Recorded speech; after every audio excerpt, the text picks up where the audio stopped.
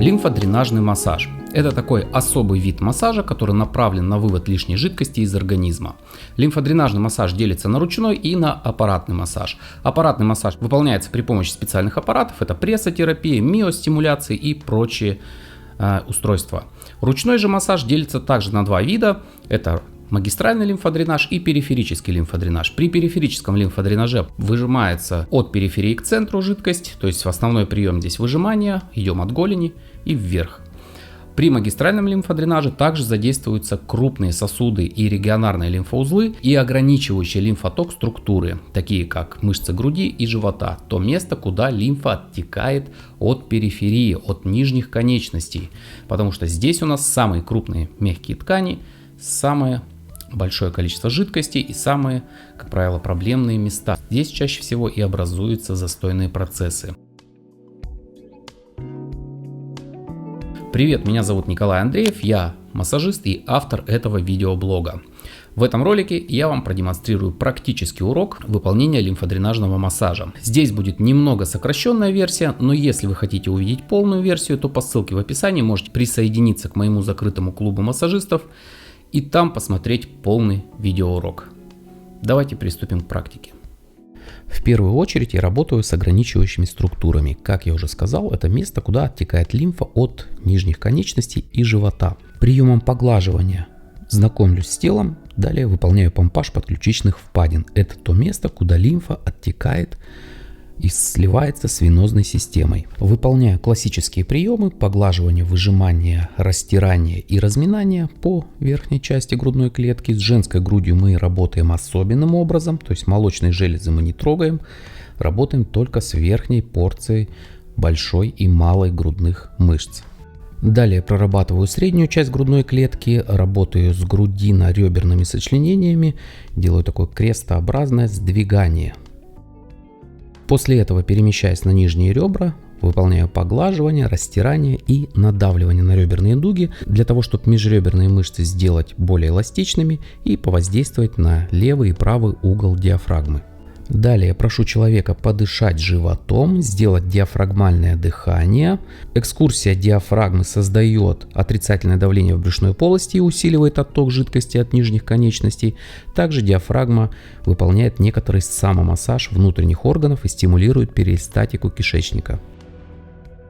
После этого перемещаясь на живот, выполняю поглаживание по часовой стрелке, стимулируя опять же перистальтику кишечника. С животом мы работаем особенным образом, потому что кишечник содержит большое количество лимфоидной ткани.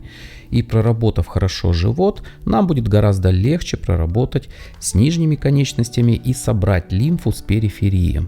По животу я работаю в обратном направлении толстого кишечника, начиная с левой подвздошной ямки, затем перемещаясь на боковую поверхность живота, затем работаю с левым подреберьем, после этого перемещаясь на правую сторону, работаю с правым подреберьем, с правой боковой поверхностью живота и с правой подвздошной ямкой. В конце выполняю массаж по прямым мышцам живота в проекции тонкого кишечника. После того, как отработал живот, прошу снова сделать диафрагмальное дыхание и возвращаюсь на начальную точку на помпаж. Вот на этом движении заканчивается первый этап лимфодренажного массажа, работа с ограничивающими структурами. Дальше мы пойдем работать на периферию и прокачаем крупные коллекторы и лимфоузлы по передней поверхности тела. Первым делом выполняем снова диафрагмальное дыхание, затем выполняем выжимание от подвздошных ямок к пупку, как бы собирая крошки в пупок.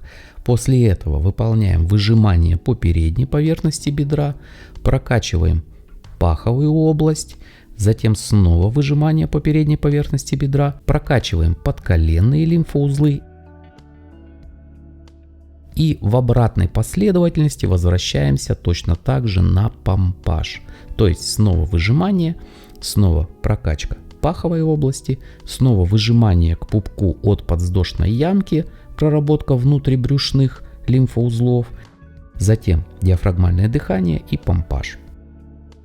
Итак, мы проходим 3 раза на каждую конечность. То есть сначала 3 раза выполняем все манипуляции на одной стороне, затем перемещаемся точно так же на другую сторону. И также выполняем всю связку движений 3 раза по второй конечности. И после того, как мы отработали первые 2 части, переворачиваем человека на живот и, начиная от нижних конечностей, начиная с периферии, выполняем выжимающий массаж в освобожденные лимфоузлы и коллекторы. Проходим сначала по голени, затем перемещаемся на бедро. После этого делаем также на второй конечности. Поднимаемся на спину и выполняем массаж по спине по массажным линиям в направлении лимфатических узлов. Движения должны быть глубокими, неторопливыми и делаем акцент на проблемные зоны. Это зоны отеков и объемов. Таким образом я выполняю лимфодренажный массаж.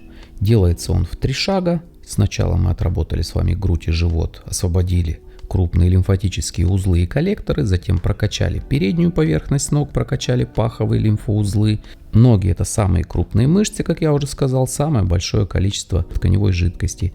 И уже после того, как мы освободили лимфатические узлы, место приема лимфы, мы делаем выжимающий массаж по задней поверхности тела.